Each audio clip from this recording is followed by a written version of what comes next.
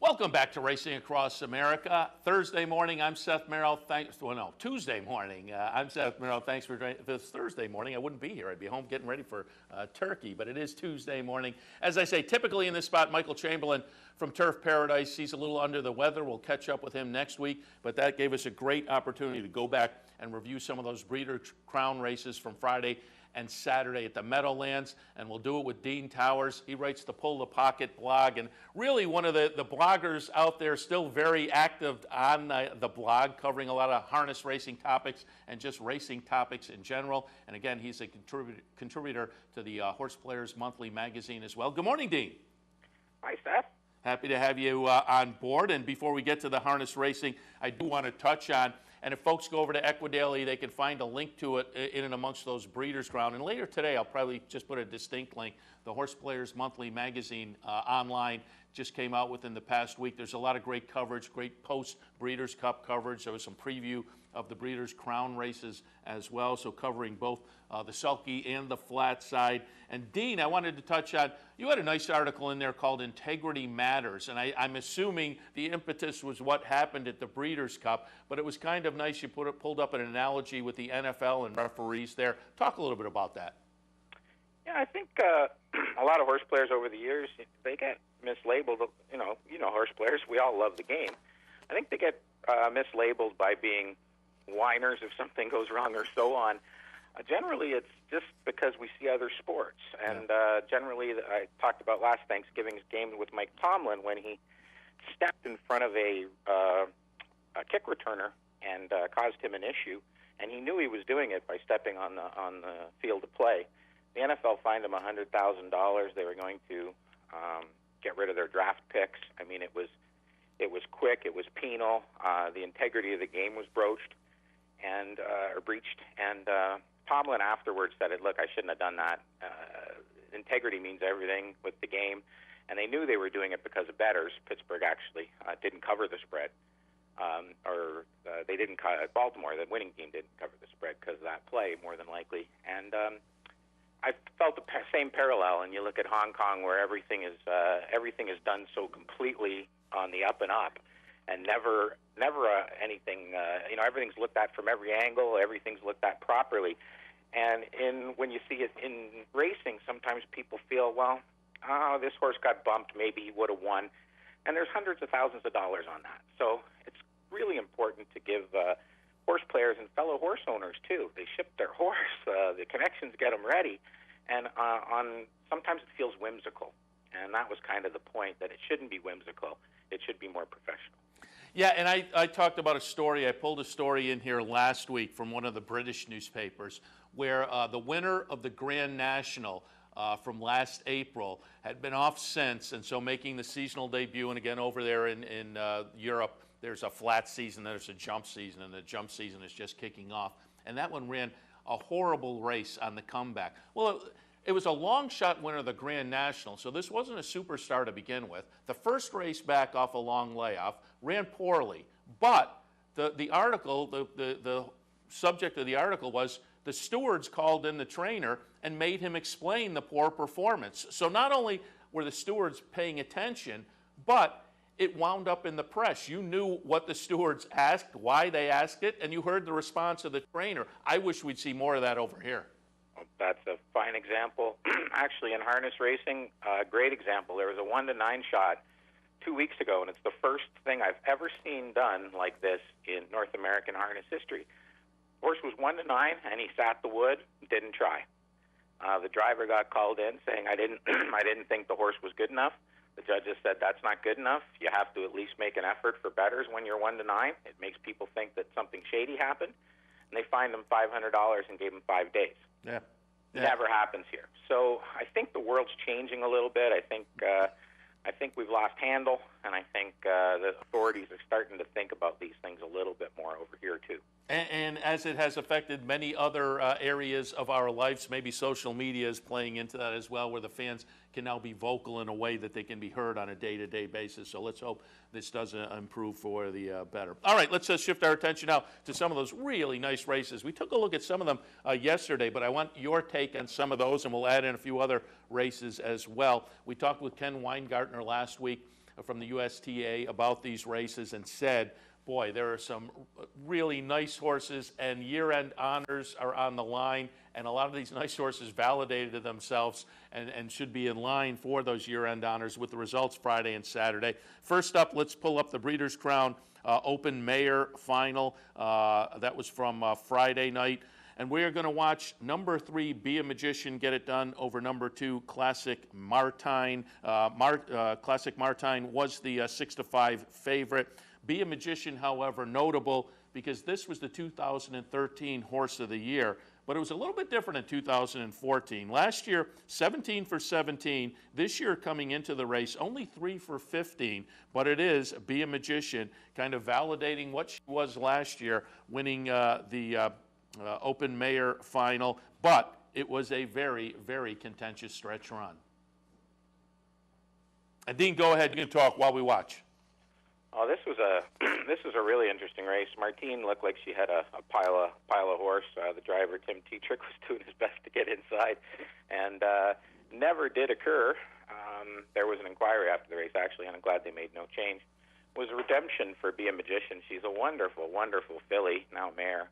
Her 4-year-old year reminds me a lot of Rachel Alexandra's, where she's probably not quite as good, yet she's still running okay numbers, and I think she just hasn't had that punch. But she tries so hard. She's such a classy mare that I think a lot of people were happy to see her win this. And everybody's hoping that she comes back next year and has a little bit more of her 3-year-old form, because she's a special, special horse. Yeah, as a 4-year-old, you know, the waters get a little bit deeper. You got to step out of your age range in most of your races, so it became a little bit tougher. But again, to come to the year end, the cream rises to the top, as it were, as she gets it done on Friday night. Also on Friday night, and we talked last week about the Hambletonian Breeders' Crown poll that came out last week. J.K. She's a Lady was on top, but in and amongst the top 4 was also Shake It Carry. And we'll watch the 3-year-old fillies trot final here, Breeders' Crown from Friday night. Number 3, Shake It Carry, will get it done as the 1-5 favorite in 152-2. Nice performance from this one on Friday. She's world class. Harness racing has so many good horses, and this race was a little bit different because Ron Pierce, the driver of Shake It Carry, wanted the lead, couldn't get it, ended up being second over, just sprung off cover, and it was a typical performance for her. She's completely sound. She trots like an arrow, straight as an arrow. She's really not an underrated mare. Some people are usually in restricted divisions, you can get the horses that win, but they don't win with pop. So even though they have a great record, they're not really as good, and they're not going to graduate when they come 4 or 5 if they continue to race. She's one that looks like she's going to do just fine next year. She's got a ton of talent, and she's had it for her whole life. Great mare. Really, really nice filly. Yeah, we're looking at a horse that is now 23 for 28 lifetime, 15 for 17 in 2014, and caps off the year with a really nice performance on Friday as well. And now, again, that Hambletonian Breeders' Crown poll last week on top, and this to me, for those of us on the thoroughbred side, this is very intriguing because it's a 2-year-old filly that topped the poll. It was J.K. She's a Lady, and on Saturday night, she was facing off in the 2-year-old filly's Pace Breeders' Crown final, and J.K. She's a Lady validates her talent from this season, winning. She'll be the number 3 horse. Number 9, Sasha Hanover, finishes second. Number 5, Better Be Steppin', runs third. But J.K. She's a Lady, 12 for 12 after this win on Saturday night. I hate to sound like a broken record, but this is another classy filly. I guess so. She's scary good. She's got push-button speed, which she used to make the lead before the stretch drive, obviously. And Sasha Hanover, New York bred, is a wonderfully quick horse, and she just puts her away. And she's got a ton of talent. People, I think, are most interested to see her next year as a 3-year-old because she looks as fast as the Colts, and it is going to be an interesting horse of the year vote. It's back, I think it was a 98 or something with Favorite Trick in the thoroughbreds as a 2-year-old. the industry doesn't usually like to do that, and I can understand that because of the restricted competition, and it's tough to do, but she's going to get a ton of votes, and it's hard not to say she doesn't deserve it because she's beating some pretty good fillies, and she's beating them handily, and she's beating them in fast times. She's running 115 buyer type numbers, and it's impressive. Yeah, it is, 12 for 12. And as I say, on the thoroughbred side, that seems intriguing to us that the 2-year-old filly was the top of the poll, and as you say, will be in the Horse of the Year mix. But it's unusual even on the sulky side as well, correct? Oh, yes. Yeah, even the great Some Beach Somewhere, who Yeah. was my choice for Horse of the Year that year, he was undefeated, and he looked like he was going to be, could be the next Niatross or Annihilator. He ended up being near that, but he even didn't really get a sniff. It's really hard to get voted Horse of the Year as a 2-year-old. It's just the way the business has always thought, both on the thoroughbred and harness side. Yeah, it will be interesting to see how that plays out. All right, let's go again to Saturday night, the Open final, the Open pacing final. And I wanted to show this race because the Venerable foiled again the 10-year-old with well over $6 million in the bank. I wanted to show him. Unfortunately, it was not a stellar performance from the number 5, foiled again. Will run 5th, but not a badly beaten 5th. The winner in here will be number 4, Thinking Out Loud, at 4-1. The 8-5 favorite, Sweet Lou, runs 2nd. But again, number 5 is foiled again, the all-time leading money earner on the harness side. What were your thoughts on the Open pace? Dean, did we lose Dean? All right, we lost Dean. We will attempt to get Dean back and get his thoughts on the Open pace. We're making the call right now, and as you see, coming down the stretch, again, it will be number 4, Thinking Out Loud, over number 7, Sweet Lou. And as I say, the all-time leading money earner, number 5, foiled again. They're all right there. So he winds up 5th, but, they're all right there in the mix. Dean, do we have you back on board? I don't know what happened there. Holy moly. I knew there was a problem when I threw it to you and there was nobody there, but we've got you back. What were your thoughts in the Open pace? And as I said, foiled again, the all-time leading money earner. That's the horse that, for me, made this race interesting. He ran 5th, but we just saw him come under the wire. Certainly was not a badly beaten 5th. No, he's obviously a great horse. He needs to be in the thick of it and in the fight. And when he sits a 2-hole, he gets a little relaxed and doesn't do his best. He tried. You could see driver Yannick Gingras earlier in that clip. He tried to stretch everybody out. He wanted the lead. The other horse came at him, the favorite, and he had to let him go.